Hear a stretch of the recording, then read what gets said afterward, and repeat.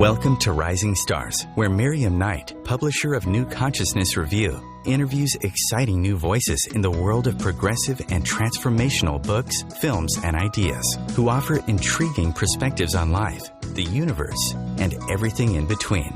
Join us as we celebrate the conscious awakening and explore many expressions of consciousness in action. Rising Stars Show, where we celebrate some of the very best writers you may not have heard about yet. I'm Miriam Knight, the publisher of New Consciousness Review, a website and magazine where we review many of the books and films contributing to the global shift in consciousness. With the pace of awakening speeding up, here on Rising Stars, I will be introducing you to 2 or 3 of these authors and artists per show, especially those who may not have had as many opportunities to be heard, but who offer intriguing information and inspiration. As you listen to our guests, I do hope you'll find a few more pieces to the puzzle of who we are and all we can become. Our first guest is David Rivinus. David began a decades-long fascination with dreams while working as an educational therapist at a mental health clinic in the 1970s. During this time, he studied with Gestalt therapists who were dream experts. And over the course of this study, David was startled to discover that there is far less difference between the dreams that we have at night and the events of our daylight hours, especially events that are unexpected or upsetting. Since then, he has lectured and facilitated workshops in multiple countries across Western Europe and the Americas, and he has now documented his findings in the book Always Dreaming, Gaining Insights from the Metaphors of Our Sleeping and Waking Lives. Welcome, David. Thank you very much. Thanks for having me. David, do you think dreams have meaning? Oh, there's no question that they have meaning. They are actually an expression for the most part. Well, let me back up a little bit. Dreams can be about many, many things, but for the most part, what they are is an expression of an inward dialogue that's going on, usually in the form of a conflict. If there seems to be something that the dreamer wants to do, has an inclination to do, but for various reasons there are restrictions, perhaps societal, perhaps parental, perhaps their own censorship restrictions, then this manifests itself within us as a dialogue. And if the dialogue is not resolved, then it will express itself as a dream. Very interesting. There seem to be so many different approaches to analyzing dreams. You know, how does a dreamer go about understanding a dream's message?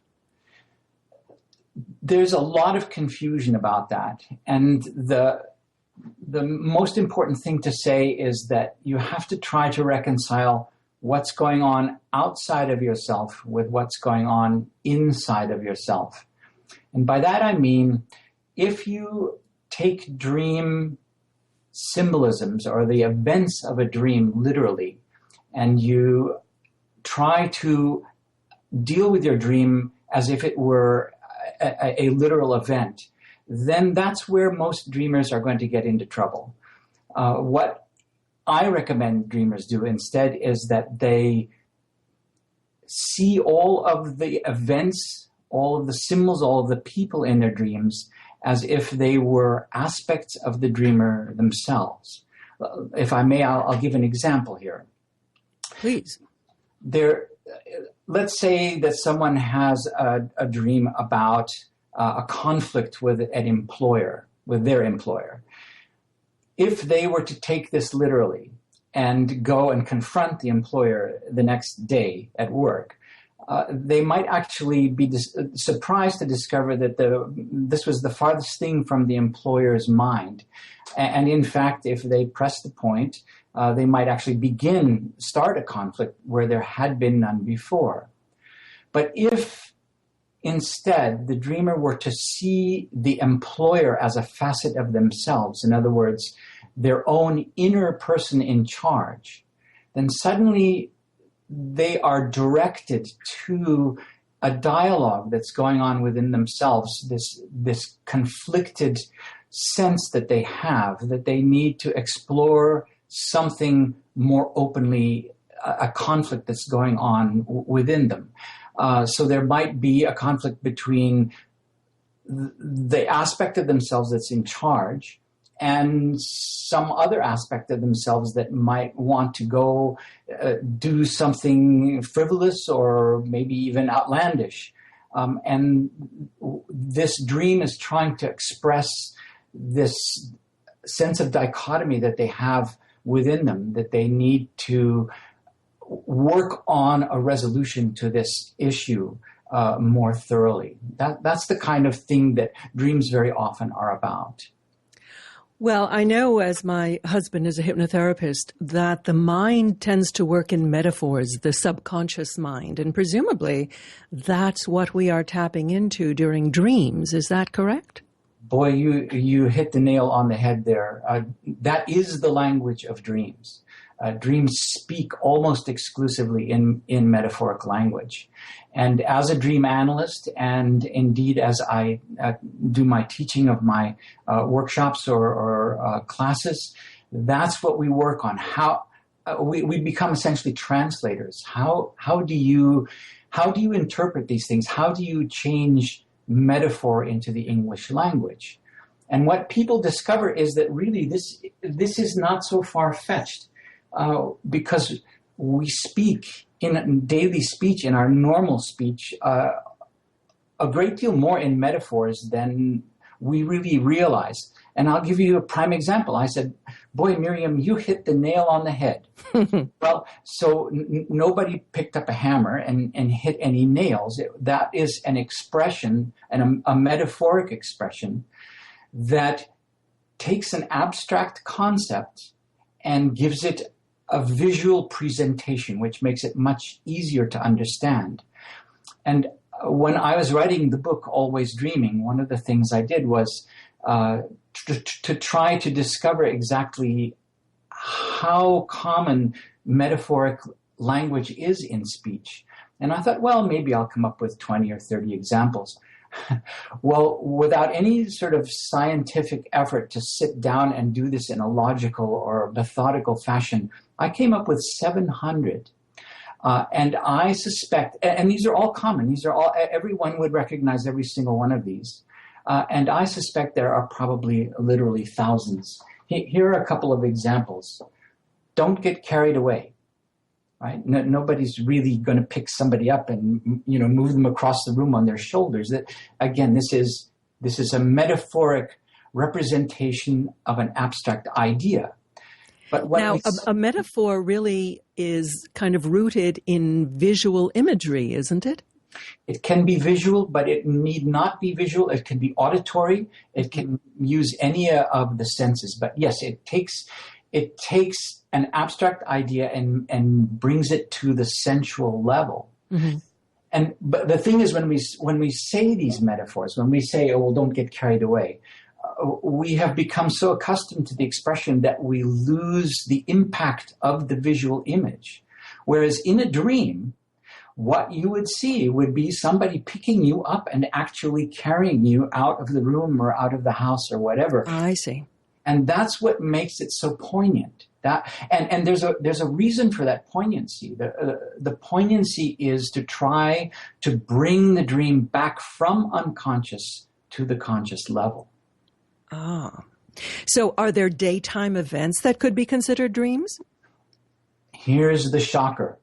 All daytime events are dreams.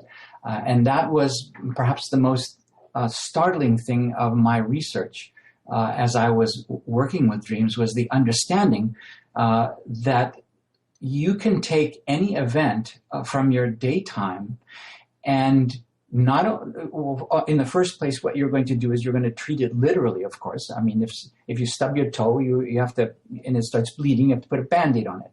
But there is also this metaphoric overlay to all of these experiences, where if you have an experience that seems strange or outlandish or I guess the bottom line is unsettling. If you have an experience that's unsettling for some reason, either because it's shocking or because it's totally bizarre, or because it repeats, it won't go away. Those are the three categories of important daytime dreams, what I call waking dreams, that are worth your while to pay attention to. And the reason they happen in the daytime is because probably the messages have been delivered via the subconscious, via dreams. And if you don't happen to have a hypnotherapist handy, there's a possibility that you're not going to remember it. There's a strong possibility that you won't bring it to the conscious mind. And so, for lack of a better way to explain it, the universe then makes it abundantly clear to you that this is an issue you need to deal with by creating an incident in your life during your daily life, during your awakened state, that you then have a much harder time ignoring. Except, that sounds a lot like synchronicities. Well, that is exactly what Jung was talking about when he brought up the whole concept of synchronicity and the connective. Let's see, what did he call it? The a something or other connective principle. I've forgotten the exact words, but what he meant by that was you have an event and you have an issue you're dealing with, and it doesn't seem as if the event has any relationship. A causal connecting principle. That was his word. It doesn't seem as if the event has any relationship to the issue you're dealing with until you deal with it metaphorically. And then suddenly all the symbols come neatly into focus. And we'll get back to that in just a moment, David, but we're going to take a quick break now. We're speaking with David Rivinus, the author of Always Dreaming. And we'll be right back after these words from our sponsors.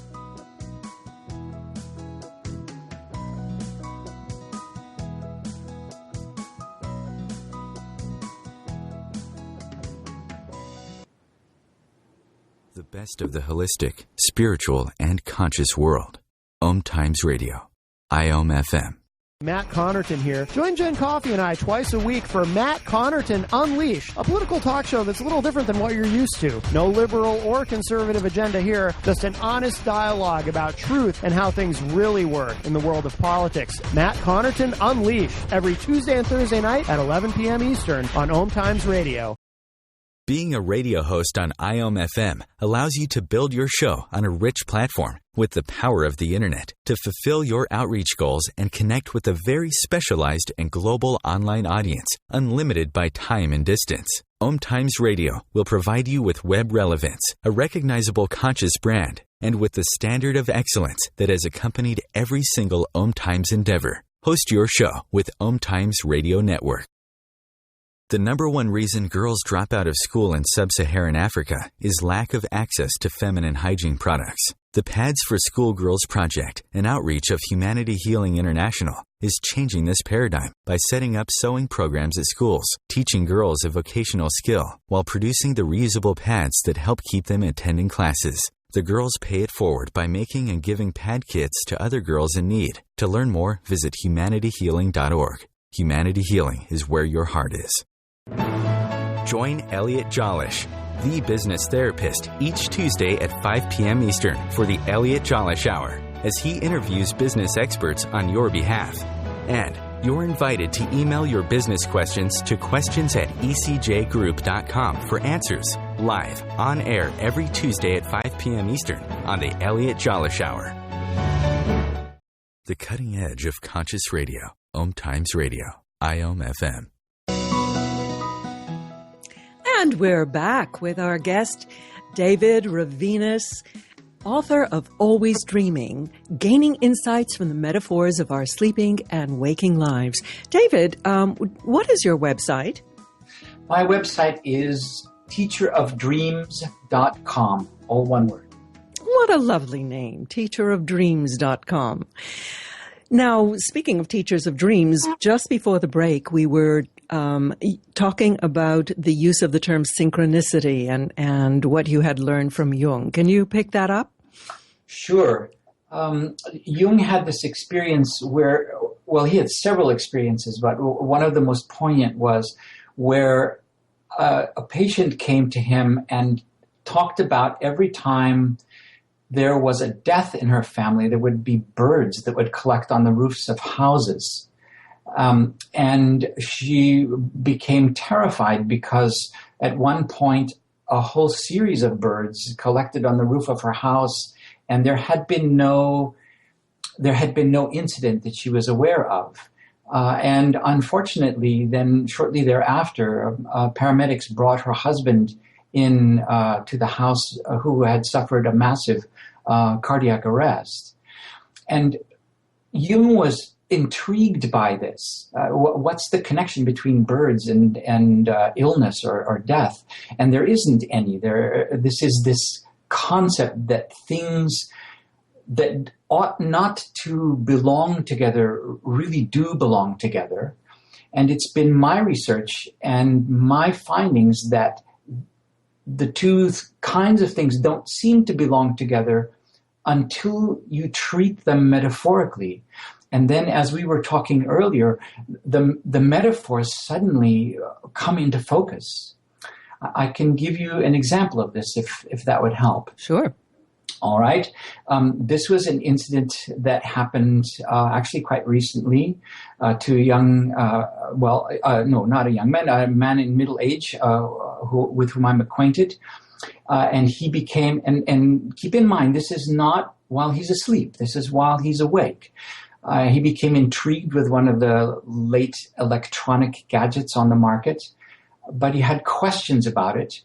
And he wanted to get clarification on these issues so that he could decide whether this was really a product for him or whether it wasn't really. It was just going to be a gadget that was not going to be very useful. And so he went to an electronics store. It was a weekend. It was really swamped with customers. It took a while for a clerk to come to him. And in the meantime, he was looking at all the people around, and there was a gentleman in a motorized wheelchair. And so finally the clerk came to him, and he asked his very simple questions. And what the clerk proceeded to do was to launch into a very aggressive sales pitch, which made it difficult for my friend to decide whether this was a legitimate product for him or whether, again, this was something that would not be useful. And while this sales pitch was going on, he suddenly felt something hit him from behind. And even before he knew what it was, he had the presence of mind to jump out of the way and realized that it was this motorized wheelchair which was out of control. And at first he was really incensed with the man in the wheelchair until he realized that the man actually was having a seizure at the time and had lost control. Very shortly, the man's family came to the rescue, stopped the wheelchair, and administered some medication, and things calmed down. Now, most of us would ignore something like that. Oh, that was just a fluke. This friend of mine has actually spent some time working with dreams, and he knew right away that something as bizarre as this incident was worthy of paying attention to. And so he started to think of metaphors, started to, rather than, first he dealt with it literally, right? He jumped out of the way. That was the way we think life is intended to be dealt with. But then once the danger and the shock of it all was over, he began to start to look at the metaphors. And the principal one, although this dream was a little bit more complicated than I'm going to explain now, the principal one was, he said, well, I felt as if I was being run over. And the image of a train kept coming to him. And he said, I was being railroaded.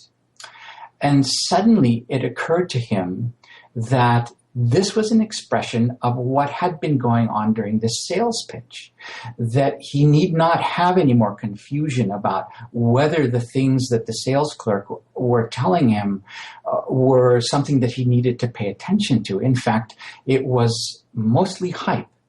And suddenly, a confusing situation for him gained great clarity. And rather than continuing to be annoyed at the poor driver of this wheelchair, he turned around and silently thanked him for being the informant of very important news and very important information to him. And he just very quietly, with a smile on his face, walked out of the store. Now, again, what's the association between wheelchairs and electronic equipment and sales pitches? There's none until you bring it to metaphoric awareness, and then suddenly it all comes into focus. And I suppose that everyone would kind of interpret it within the framework of their own range of experience. So that I think that's how these oracle cards work. When you pick up a message, you are relating it to your own life situation. So what about nightmares or unpleasant repetitive dreams? Well, you can have a nightmare either while you're awake, and as we all know, we have incidents in our lives that turn into, we even call them, boy, what a nightmare today was, or this incident was. We can have them while we're asleep too. Nightmares are the subconscious now trying really hard to get something across that is being ignored. And I'll give another example of this if I have time. Do I have time to? Yeah, very quickly. Very quickly. This was a Japanese American woman who was having repetitive nightmares, and what the nightmare was showing her was that she was trapped by a monster. And after we discussed this a bit, and as you say, brought her experience to the metaphor that was being presented to her, it turned out that she couldn't find out who she was. She would spend her summers in Japan with her parents, going to school in Japan, and then she would spend the rest of the year in the U.S. going to school here. And to the Japanese, she wasn't really Japanese, even though she looked Japanese. And to the Americans, she sounded like an American, but she didn't look like a Caucasian American. And the turmoil, the dialogue, the conflict that was going on within herself had to do with her trying to find out who she was without all of these stereotypes that were coming at her. And this was indeed a monster in her life that she needed to deal with. Fascinating. Is there a downside to viewing life in this fashion? The biggest downside is, the biggest one is that people ignore it. And they miss the opportunities to use this wealth of wisdom and knowledge that's coming their way. But almost as large as that are those who jump to wild conclusions about what their dreams mean. And especially if they take them literally, and especially if there are other people who come to them as symbols in their dreams, and they then confront the individuals as if they were, as if these dreams were intended to be taken at face value. Mm-hmm. And that's why I spend so much of time in class making sure that people understand that they need to see these as symbols of aspects within themselves. They need to own the symbols. And that's often a very difficult thing to do if you've had a confrontation in a dream in which you are mightily annoyed with someone you think has done you wrong. To say, no, actually, it is you yourself who are in the process of trying to tell yourself something about a conflict that's going on inside yourself. You mentioned your classes. What do you teach in your classes? Well, I would say the thing that I've brought to these ideas, which, by the way, are not new. I mean, they're ancient. Eastern philosophies have been telling us for years that you create your own universe. And Jung certainly knew about this, and Fritz Perls certainly knew about this, the founder of the Gestalt movement. What I've brought to it is a really practical method, very simple, anyone can learn it, of how to translate these metaphors. First of all, how to recognize important dreams, especially waking dreams, the ones that happen when we're awake. And then how to translate the dream metaphor into language that we can understand, or that the dreamer can understand. We spend a lot of time working on those issues, and anybody can learn it. You don't need 4 years of psychotherapy training to learn these. It's actually lots of fun. Well, it sounds like a very useful tool to have in one's arsenal of coping with the world, understanding oneself. So, do you have any classes coming up? Are they online or are they in person? They are usually in person. They're usually here in Portland, although I have done them online. I was dealing with a group of diabetics in Houston, actually, online. And we had a 6 weeks course that was very interesting to see some of the dreams that they were experiencing, especially their waking dreams. But yes, in answer to a remark you made earlier, this is an invaluable tool. And the more you learn to use it, the more you rely on it, and the more direction you get in your daily life, just in the practical affairs of living. It's really wonderful. How fascinating. Well, we have been speaking with David Rivinus. His book is called Always Dreaming, Gaining Insights from the Metaphors of Our Sleeping and Waking Lives. And David, is that available on Amazon or on your website? It's available on Amazon for sure. You can also go to my website and find out more information about how you can get it directly from the publisher, Ozark Mountain Publishing. And that website is teacherofdreams.com. Well, right. Thank you, David, for being with us. And thank you for having me. Stay tuned, everyone. We'll be back with our next guest after these messages.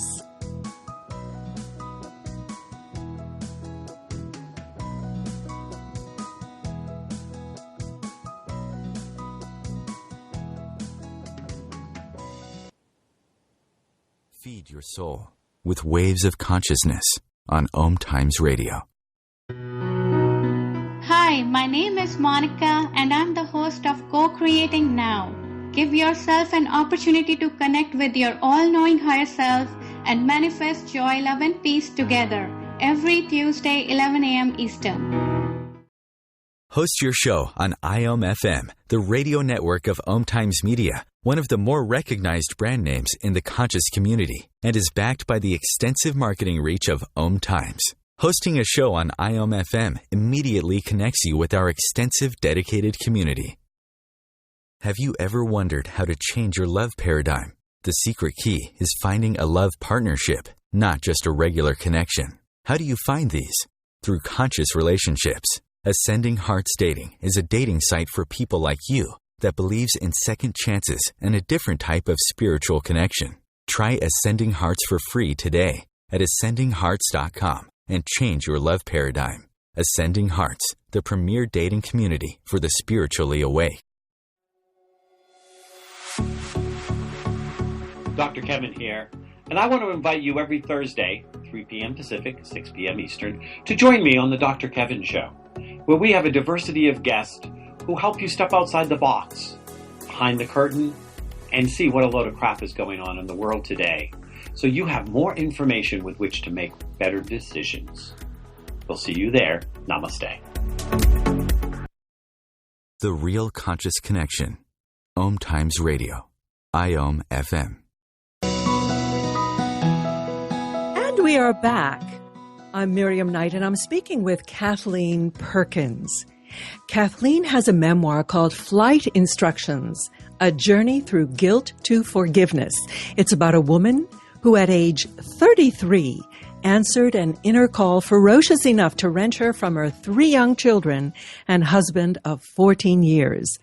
A whole new world opened to her, and 40 years later, she wrote of her journey in her book. This story is about much more than abandonment. It's about love, healing, inner demons, forgiveness, magic wands, fairy dust, and redemption. This is the age-old story of the heroine's quest for self-discovery and has something for everyone. So I'm delighted to welcome Kathleen. Thank you for joining us. Good morning. It's a pleasure to be with you, Marion. Kathleen, now, you know, what did this inner call feel like? A lot of people are having this kind of divine discontent and feeling that their life is missing out on something. What was your call telling you? Well, that's such a good question, and I get it all the time. And, you know, I have to be very honest. It is so hard to put it in words because I didn't understand it. I mean, you know, this was when I was a young woman, born and raised in Idaho, basically high school education. I mean, I just didn't understand the call at the time, but it obviously was powerful. Pulled me away. I mean, of course, it's a long story, but it was the best thing that could have happened for me in terms of, you know, self-discovery, spiritual quest. You were very much ahead of the curve with leaving the family and going to seek your way in the world. This must have been around the 60s, was it? Well, it was in the early 70s, and it 70s. Was definitely influenced by the feminist movement. I read Betty Friedan's book, and that's when a lot of this stirring was coming up for me that I didn't understand, but it just kept bringing things up for me. Well, now, these are very private issues, you know, leaving your children. What prompted you to go public with this in a book? Well, I didn't intend to. I wrote it sort of out of desperation for that last bit of forgiveness. I had been working on it for years in therapy, and my children had forgiven me, my former husband, but I just couldn't quite get there myself, letting go of the guilt and the forgiveness. So I just started writing. It's a spiritual journey. I am connected with science of mind, and it literally walked me through these last stages. And it turned out to be a pretty good read. And I got some encouragement from some people who had looked at it to say, I think you should turn this into a book and get it published. What was the nature of the spiritual awakening you had? Well, I didn't feel parented as a child, and I know that's not a unique thing, but for me, I just felt so alone. And Science of Mind, I've been connected with New Thought for years and years, but Science of Mind it became apparent to me. I started studying, I took some of the classes, and it just brought me this sense of peace that I had never known before, and a lot of messages to help me get rid of the low vibrations of fear and lack and limitation. And but I'm devout. I mean, I study every day, and I just feel so different having finished the book too, as one might imagine.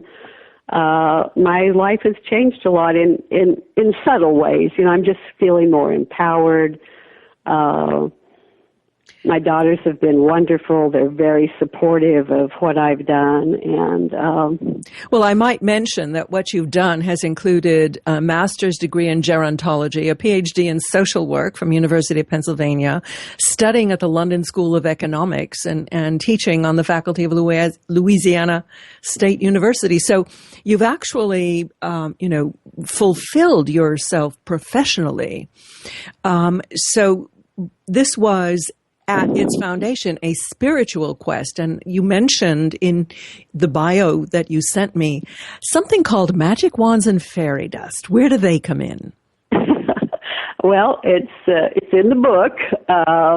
When I started doing the forgiveness work and actually connected with my former husband and the girl's stepmom, we had a magical weekend together in a way. I mean, there was tears and affirmations about forgiveness. And on my trip home, I said to myself on my drive back, this was in Bend, Oregon, and I live in Portland, and I said, I'm just going to sweep up this forgiveness and turn it into fairy dust and sprinkle it along the way. Ah. And then I tie it in later when we have a family reunion and put the fairy dust in the heating vents in the house and more magic happens. So I use it as a metaphor. We've just been speaking about metaphors.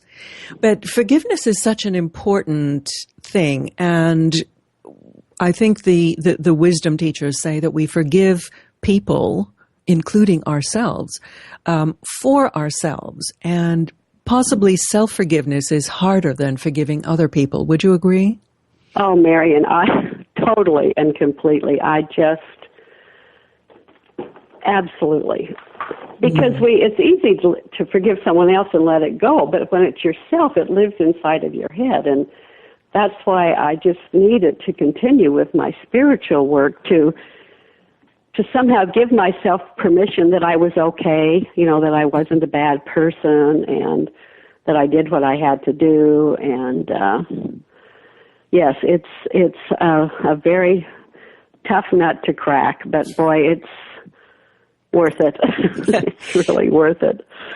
Did you have any unusual personal experiences or revelations while you were writing this memoir? Yes, it was very hard to write the parts about leaving the girls. And I would become ill, physically ill. I had bouts of vertigo. My back would go out. I would have heart palpitations, and I would just have to stop. And again, pray and meditate and regroup and talk to my daughters. I did read certain scenes with them as I was writing because I wanted to be sure that when I was talking about them that I was accurate. And eventually those physical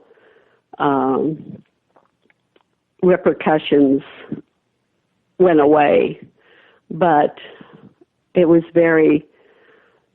a teachable thing for me to realize that we carry these things in ourselves, and it's words. You just can't say, well, you're forgiven. I forgive you. We have to clear the cellular level and take it deep inside. We so often hear of people physically becoming ill. You're lucky that it was restricted to back pain and things like that, but people can get... I thought about that, and I agree.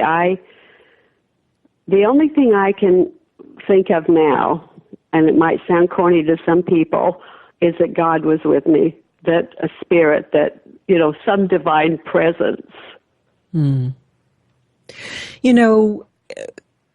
This is a time when we're kind of leaving the spirituality of conventional religions, but in some ways becoming much more deeply spiritual, having a much stronger connection to God or the universe or spirit or whatever you want to call it. And this powerful connection can absolutely infuse our lives with light and meaning. How has your life changed, and in what ways do you feel that your memoir can help others better understand themselves and their own actions? Well, that's a great question. I really believe that the journey inward is one of the most challenging journeys we have, and whether it's forgiveness, like mine was, or if it's some other regret, or I really believe that we all have something that we are ashamed of or sorry we did, or some transgression that we think we've made. And working through that, it takes perseverance, I can tell you that, and it takes a lot of guts. I mean, I lived in shame for a long time about this too, even though I didn't keep it a secret. I felt, and you're right, it was the times, it was in the 70s, and women just didn't do this. They just didn't leave their families. And of course, my husband didn't understand at the time. And so, for me, the inner journey seemed to be the only way. Mm. In my book, What Wags the World, there's a quote from one of the profiles in there who had this awakening experience herself, an awakening experience. And what she realized was that there is no wrong way to do life. I love that. That was the profound message. And we have to understand that each of us is trying our best at any given time. We're not setting out to screw up our lives. We're setting out to do our best. So give yourselves a break, people. And read Kathleen Perkins' memoir, Flight Instructions, A Journey Through Guilt to Forgiveness. Kathleen, what is your website? It's Kathleen Perkins, PhD.com? Yes. I have a crib sheet. Very good. And do you have a message to leave with our listeners?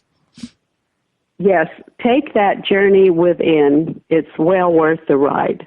And the tears that might be involved in the process, because there's laughter at the end. Oh, and joy. Very good. Laughter and joy is what it's all about, isn't it? It truly is a magical wand. Well, it's an interesting life, and you've given us a really interesting book through your own journey.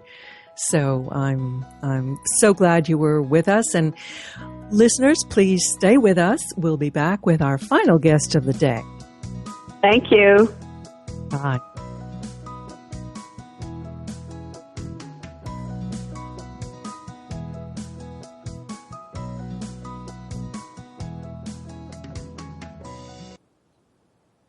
The future of Internet radio is here. OMTimes Radio. IOM FM. Hi, this is Angela Levesque, host of Entanglement Radio. Join me Wednesdays at 12 p.m. Eastern for inspiring conversations with visionaries in spiritual science and conscious healing. Entanglement Radio, Wednesdays at 12 p.m. Eastern. Transcendent talk for the conscious mind. Host your show on IOM FM, the radio network of OMTimes Media, one of the more recognized brand names in the conscious community, and is backed by the extensive marketing reach of OMTimes. Hosting a show on IOM FM immediately connects you with our extensive dedicated community. As difficult as it is to believe, there are places in Africa where human traffickers sell albino children and their body parts for use in magic rituals. Humanity Healing International is actively working in Uganda to change this paradigm. The Albino Rescue Project finds albino children who are at risk and places them in safe schools and environments where they can learn and grow free from fear. To learn more or to sponsor a child, visit humanityhealing.org. Humanity Healing is where your heart is.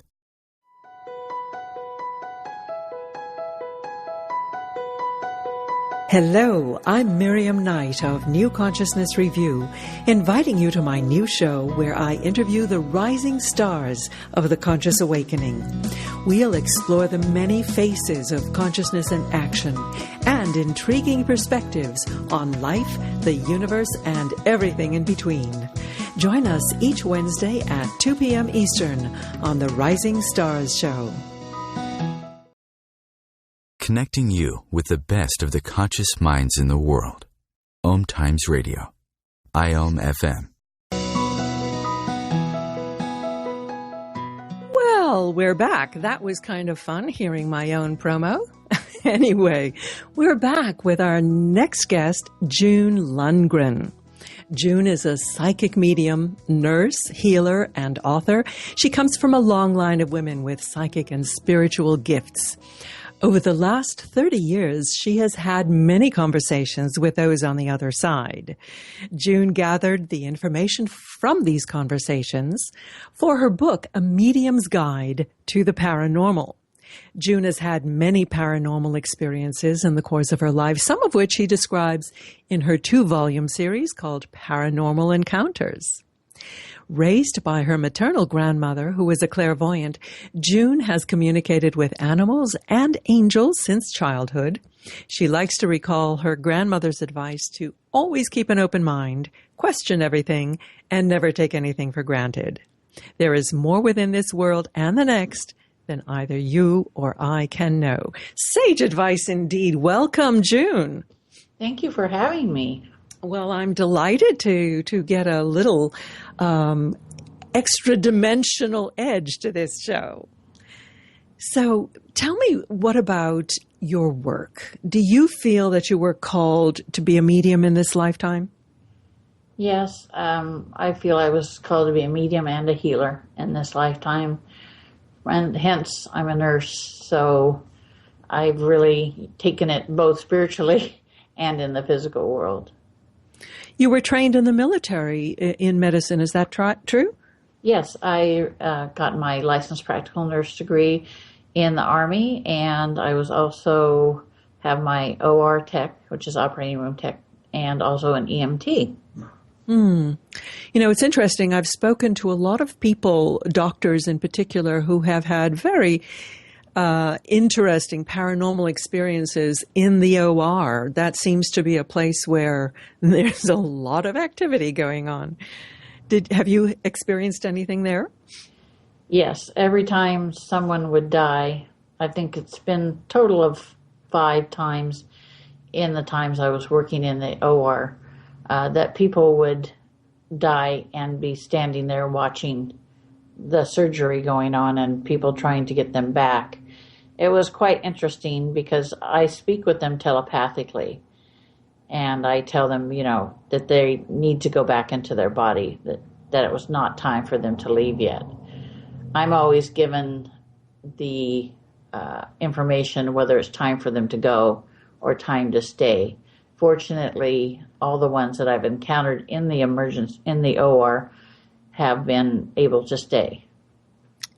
Well, as a medium, I guess sometimes you have to deal with people whose time actually has come and get confused about not wanting to go on. How do you deal with them? What I do is I let them know that this was indeed their time to cross and that they had loved ones waiting for them. All they have to do is to look for a small light, just even if it's a pinpoint of light. And I tell them to focus on the light and then walk towards the light.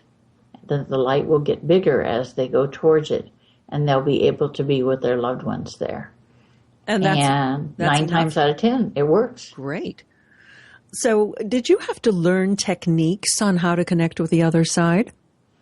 Not really, because I was doing it naturally from the time I was a young child on. My grandmother just helped me to differentiate between the good ones versus the bad ones, and that there's a time, there are boundaries, and that they need not to bother you when you're doing something important like schoolwork or work. And so she taught me how to close myself off when I needed to. Mm-hmm.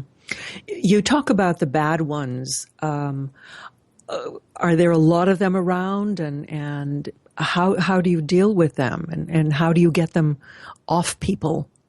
Really not, there's not as many as people would think. A lot of people think if they encounter an earthbound spirit or a ghost that, that they're all bad, but they're not. A lot of times it's just people wanting help. They don't know what's happened to them. They don't know how to go about crossing.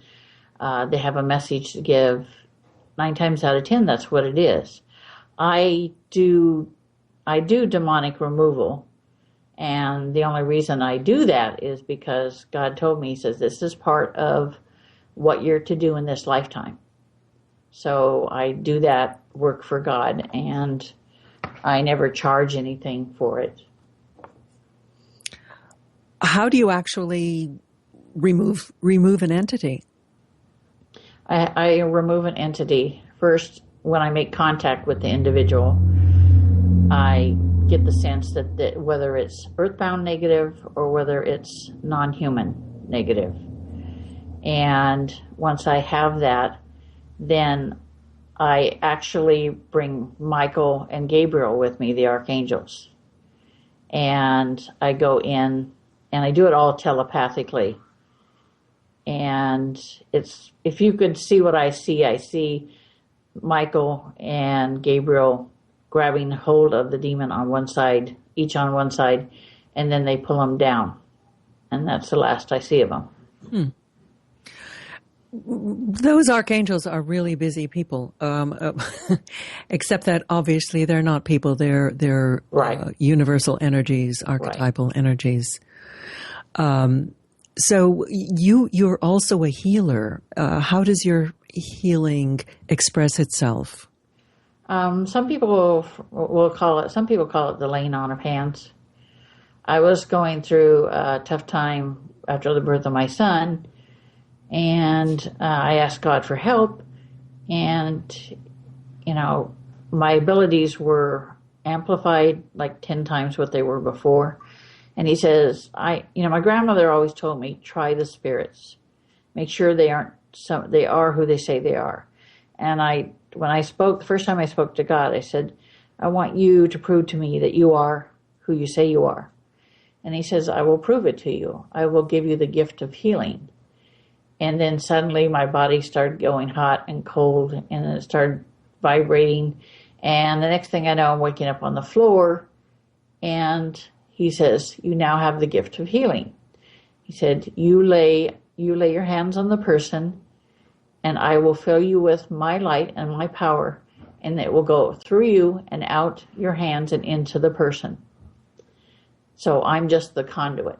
I'm not the healer per se. I'm like the physical go-between. Do you do remote healing as well? Distance healing? I do. Uh-huh. How do you think that works? It actually works pretty well. It's not as quick as if I can get to you and lay my hands on you.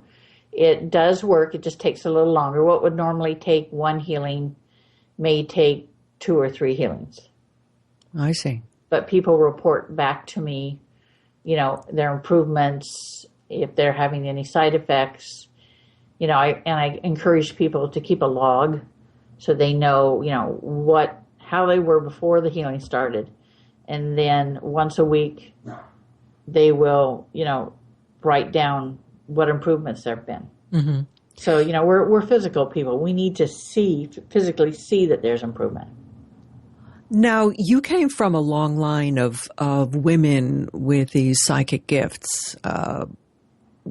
Scottish, Irish, and American Indian seem to be the ones that I hear about most, as well as Gypsy. And is there something in these cultural traditions that predisposes to these gifts, do you think? I really think there is, because each one of these are really connected to the earth, and the spirits of nature. And I've traced our family tree back to the 1600s on the Irish side and Scottish side.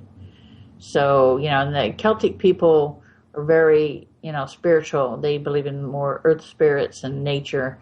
And so do the Scots do too, as well as, of course, the Native Americans. Mm-hmm. Well, that makes a lot of sense.